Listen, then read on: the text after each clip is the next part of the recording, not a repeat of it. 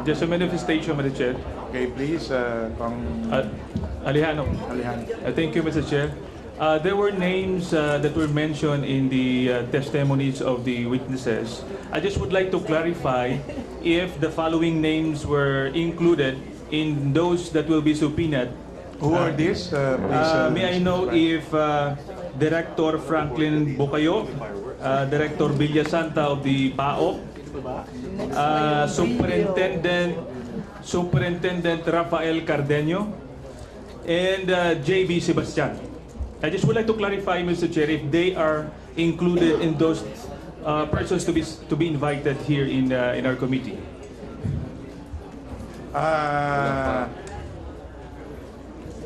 Only one was that you mentioned has been will be issued a subpoena. So, what is the pleasure of Your Honor? In that case, Mr. Chair, I would like to move that the following persons be invited in the next hearing, considering the fact that their names were mentioned in the testimonies of the witnesses. I move that the following be invited: Mr. JB Sebastian, who is now, I think, detained at NBP. Superintendent Rafael Cardenio, I think, is also detained in the NBP. Director Franklin Bucayo, the former Bucor chief, and then Director Villasanta, I think is the former chief of the PAOK.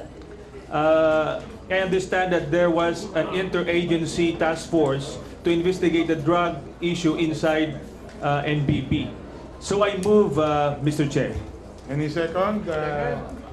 Mr. Chair, before we approve the motion, we would like to inquire from the good congressman why is Director Villasanta included when none among those who testified mention his name, and if it is such interagency investigation, then that has something to be cleared first with the Secretary of Justice, because in today's presentation, we have invited the Secretary of Justice from the executive branch, as I mentioned in my opening remarks, because it is his department that investigates this proliferation of illegal drugs at the NBP.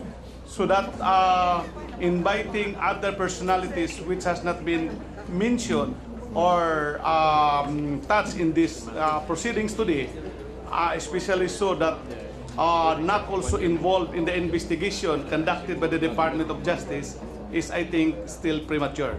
Mr. Chair, I mentioned the name of Director Villasanta because he was the former chief of the PAOK, who was involved in the interagency task force investigating the drug issue in NBP, I think, starting 2013. So I move that he will be included because he would have the direct knowledge on the issue of the drug trade inside NBP.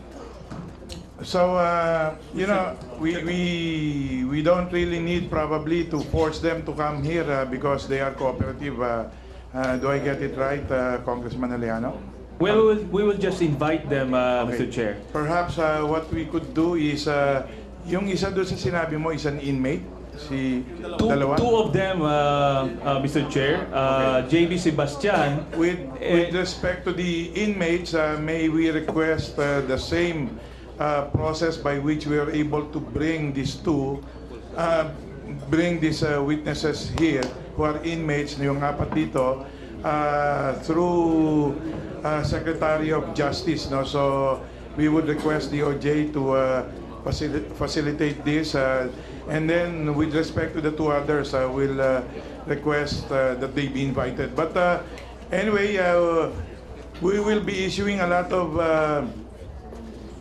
subpoenas and or invitations already. So what will happen here is that perhaps we will look at how this will roll out in the course of these proceedings, so that we will not have to waste the time of these people waiting for their turn to make their or say their testimonies.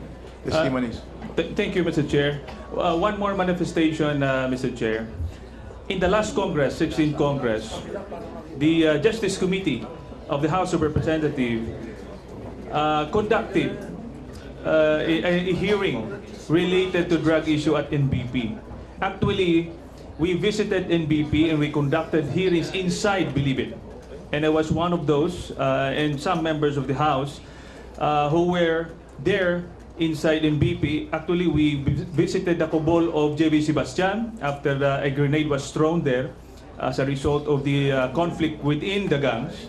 And in relation to that, Mr. Chair, may I request the good chairman to provide members of this committee the transcript of records of all the committee hearings of this committee relating to the drug issue investigation, because that would be a great help to new members of this committee.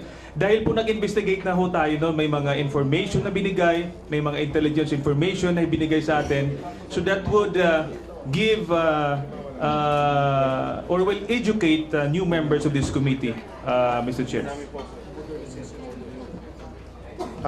To my understanding, as reported by the COMSEC, this is really an investigation in relation to the pending bill at that time, which is the Bucor modernization. So anyway, there is really nothing on the drug case in NBP, but really a investigation pertinent to a pending bill that was the modernization of the Bucor. So anyway, at any rate, the COMSEC is hereby directed to provide whatever information there is on this particular undertaking of the committee for the benefit of all members. Mr. Chair, I hope the committee would be able to declassify the information given during the executive session of this committee. Because I remember we had a meeting in the committee, the planning of on how to conduct raid during the time when the interagency task force, I think, was planning to conduct raid inside the NBP. So if the committee would be able to declassify the information given to us during the time, again, that would be a great help. As a general rule, that is not allowed. But of course, the committee by a majority vote can declassify that. We will deal with that at the proper time. Meanwhile, we need to go through a process before we can do that. But we must first look into the matter before we present it to the body for decision. That's all for me, Mr. Chair. Maraming salamat po. Thank you. Any other comments before we proceed with the interpellation?